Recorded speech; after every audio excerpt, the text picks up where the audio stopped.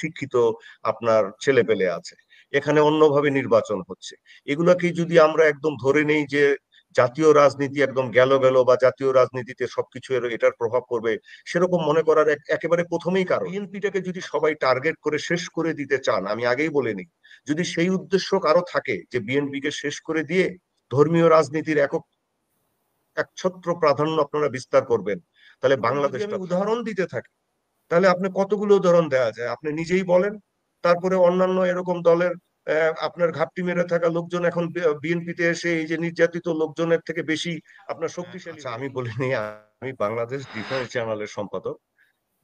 আচ্ছা, এখন কথাটা হচ্ছে যে আপনার যে নির্বাচনটা হয়েছে সেটা হচ্ছে যে দীর্ঘ 17 বছর একটি গুমট পরিবেশের পর, যেখানে রাজনীতি ছিল না, বিরাজনীতিকরণ ছিল, তারপর একটা নির্বাচন হয়েছে। সেই নির্বাচনটা সভাপতি যেই এই যে ছাত্ররা যারা এখানে জড়িত ছিল ভোট দিয়েছে, তারা কিন্তু আওয়ামী লীগ যখন 2009 সালে ক্ষমতা এসছে, তারা হয় শিশু ছিল বা একদম মানে ছোট ছিল। তারপর থেকে তারা আওয়ামী লীগকে দেখে, আওয়ামী লীগের স্বৈরতন্ত্র দেখে, এই রাজাকার ইস্যু, পাকিস্তান ইস্যু, এই সমস্ত ইস্যু, গুম খুন, এগুলো দেখে তারা বড় হয়েছে। তারা দেখেছে যে তারা কখনো তাদের বাবা মারা হয়তো ভোট দিতে পারেনি, কোনো সুষ্ঠু নির্বাচন বাংলাদেশে হয়নি, তারা তো নিজেরাও আপনার ভোট দিতে দেয়নি, এটাই হয়তো তাদের জীবনের প্রথম ভোট ছিল। সুতরাং একটা উৎসব মুখর পরিবেশ সৃষ্টি হয়েছিল, এটা অস্বীকার করার উপায় নেই। এবং অনেক ছাত্ররা ছাত্রীরা এসছে তারা ভোট দেওয়ার জন্য। এখানে দেখা গেছে যে সকল মত পথ তারা একজন আরেকজনের সাথে প্রতিযোগিতা করেছে।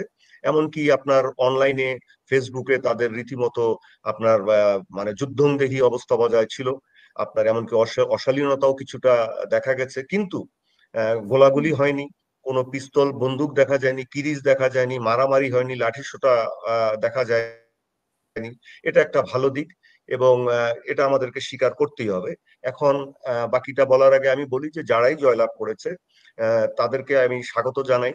তার কারণ একটা গণতান্ত্রিক পরিবেশে যারা পরাজিত হয় এবং যারা নির্বাচনে অংশ নেয়, যারা জয়ী হয়, সকলেই এটার সাথে জড়িত থাকে, সকলকেই সাধুবাদ জানানো দরকার।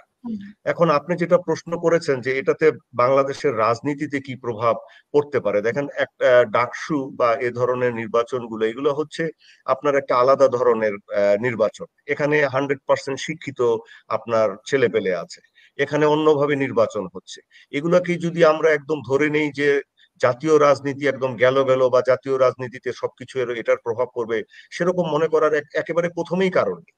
আপনার যদি মনে থাকে যে কত একটা ছোট্ট উদাহরণ দেই, যে ব্রিটেনে দ্বিতীয় বিশ্বযুদ্ধের সময় যিনি প্রধানমন্ত্রী ছিলেন, চার্চিল, তিনি কিন্তু শক্ত হাতে এবং খুব সুন্দরভাবে দ্বিতীয় বিশ্বযুদ্ধর অবস্থাটাকে মোকাবেলা করেছিলেন।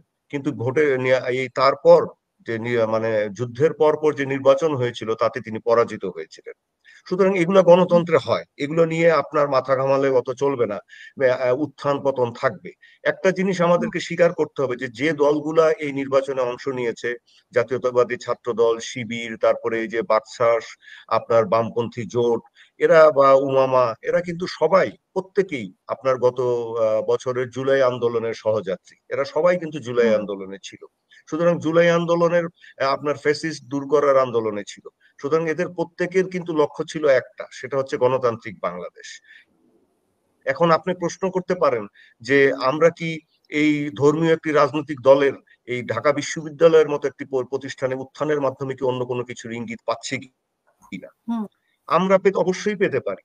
আপনার এই ধর্মীয় রাজনৈতিক দল বাংলাদেশে গণতন্ত্রে যেভাবে থাকবে, আপনার অন্যান্য দলও থাকবে, এবং এই ধর্মীয় রাজনৈতিক দলটাকে স্বীকার করে নিতে হবে যে বাংলাদেশে যদি ধর্ম বিরোধী দলও থাকে, সেও যেন রাজনীতি করতে পারে, যে ধর্ম মানে না সেও যেন কথা বলতে পারে। এখন একটা কথা মানুষকে মনে রাখতে হবে, যে বাংলাদেশ যে দাঁড়িয়ে আছে আজকে, এর অর্থনীতি বলেন যাই আছে, এর যে জাতীয়তাবাদ আছে, এর যে নিরাপত্তা সার্বভৌমত্ব আছে, এর কিন্তু একটা বড় অংশীদার কিন্তু জাতীয়তাবাদী দল বিএনপি। বিএনপি কে যদি আপনার চাঁদাবাজি বা অন্যান্য ইস্যু, এ সমস্ত ইস্যুতে দায়ী করা হয়, তারা বহিষ্কারও করে, কিন্তু এই বিএনপিটাকে যদি সবাই টার্গেট করে শেষ করে দিতে চান, আমি আগেই বলে নিই, যদি সেই উদ্দেশ্য কারো থাকে যে বিএনপি কে শেষ করে দিয়ে ধর্মীয় রাজনীতির একছত্র প্রাধান্য আপনারা বিস্তার করবেন, তাহলে বাংলাদেশটা থাকবে এবং বাংলাদেশটার নিরাপত্তা ঝুঁকির মুখে পড়বে। বাংলাদেশের রাজনীতি অর্থনীতি মুখ থুবড়ে পড়বে, তখন এই ধর্মীয় রাজনীতিও থাকবে না, তখন তাদেরকে নিধন করার জন্য শত্রুপক্ষ খুব সহজেই ব্যবস্থা নিতে পারবে। এ কথাটা কিন্তু আগে মনে রাখা দরকার। এখন বাংলাদেশে আমি একটা কথা বলতে পারি যে হ্যাঁ, এই হুম নির্বাচনটা বিএনপিকে একটা ধাক্কা দিয়েছে, দিবে না কেন? এই গত বছর 5ই আগস্টের পর থেকে আপনি যদি লক্ষ্য করেন, জামাতে ইসলামী এবং তাদের অঙ্গ সংগঠন ছাত্র শিবির অত্যন্ত সুন্দরভাবে, আমি বলবো তা মানে বা স্বীকার করতে আমি বাধ্য যে তারা অত্যন্ত ক্যালকুলেটেড ওয়েতে সুন্দরভাবে তাদের প্রত্যেকটা জিনিস গুছিয়েছে। যেমন ধরেন হুম কুয়েটে যে ভিসি নিয়োগ হয়েছে, সেখানে তারা সাধারণ শিক্ষার্থীদের নাম করে তাদের নিজস্ব ভিসি বসিয়েছেন, ঢাকা বিশ্ববিদ্যালয়ে বসিয়েছেন, রাকসুতে বসিয়েছেন, তারা প্রশাসনের স্তরে স্তরে বসিয়েছেন যেগুলো ম্যাটার করে, গোয়েন্দা সংস্থা পুলিশে বা কোনো জায়গায় তারা বসিয়েছে।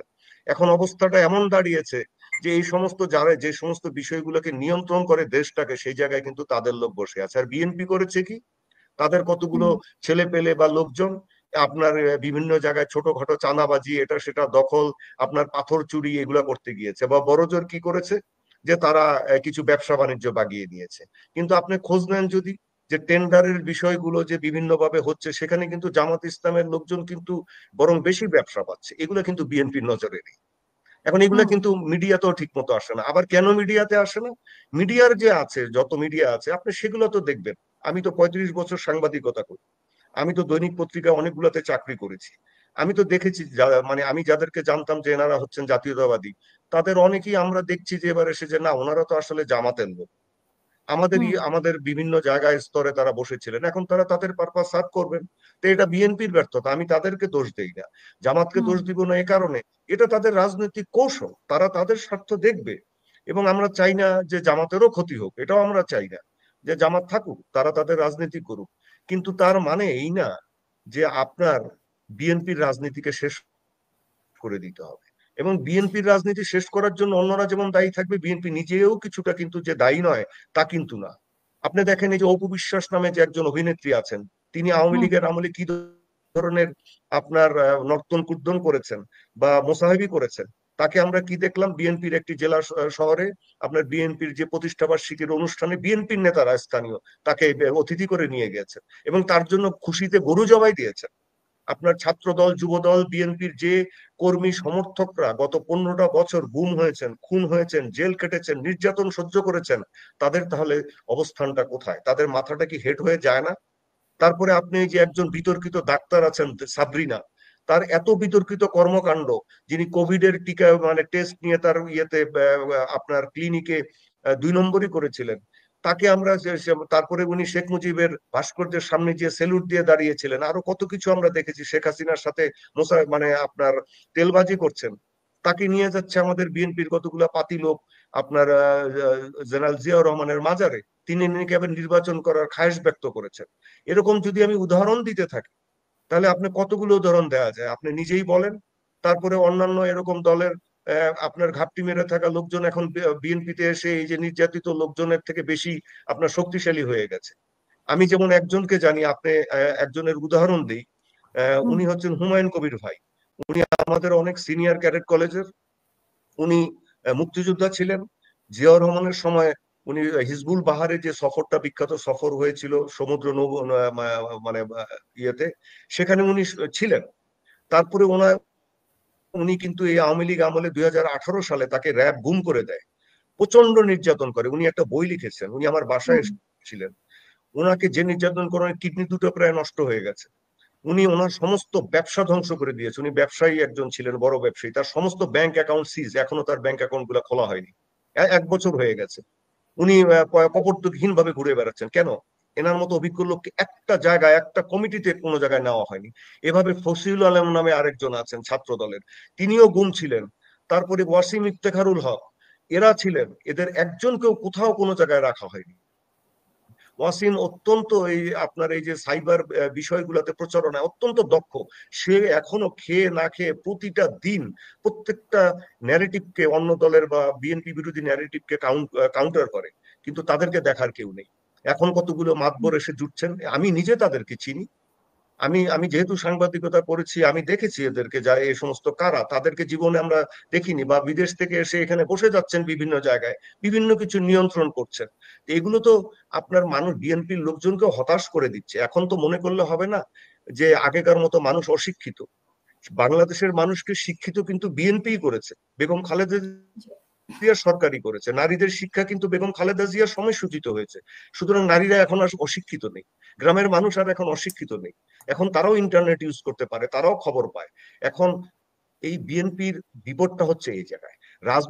রাজনীতিতে কি পরিবর্তন হবে আপনার দেশের দেশীয় ব্যাপারে, সেটা কিন্তু ওরকম ঠিক এখনো বলা যাবে না। আপনার ঢাকা মানে ডাকসু ইউনিভার্সিটিতে নির্বাচন দিয়ে জাতীয় নির্বাচন বা নো, রাজনীতির নো, মানুষকে এটা বিচার বড় করা যাবে। প্রভাব।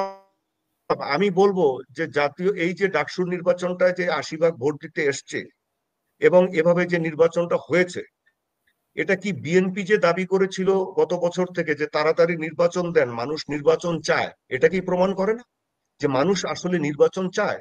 উৎসব মুখর পরিবেশে নির্বাচন চায়, তাদের ভোটাধিকার প্রয়োগ করতে চায়, এবং একটা নির্বাচিত সরকার তাদের দায়িত্ব পালন করুক, সেটা চায়। হ্যাঁ, আপনি কি বলতে পারেন যে পৃথিবীর কোথায় ফেরেশতারা দেশ চালায়? কোন জায়গায় দুর্নীতি হয় না? দুর্নীতি হবে। গত 15টা বছর, যে 17টা বছর যে গুমট পরিবেশ গেছে, তার মধ্যে আপনার এই মানে আপনার রাজনৈতিক দলগুলোর মধ্যে দুর্নীতি হয়। কিন্তু দেখার দরকার যে রাজনৈতিক নেতৃবৃন্দ যারা শীর্ষে থাকেন, তারা এই দুর্নীতির হ্রাস কতটুকু টেনে ধরতে পারেন। আরেকটা বিষয় হচ্ছে যে রাজনৈতিক বয়ান তৈরি করা, পার্সপেক্টিভ তৈরি করা।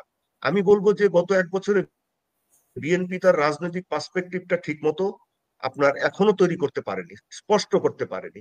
একবার তারা আপনার কথা শুনলে মনে হয় যে তারা মনে হয় আওয়ামী লীগের কথা বলছেন, এ রাজাকার রাজাকার বলে চিৎকার চেঁচামেচি করছেন অন্যদেরকে।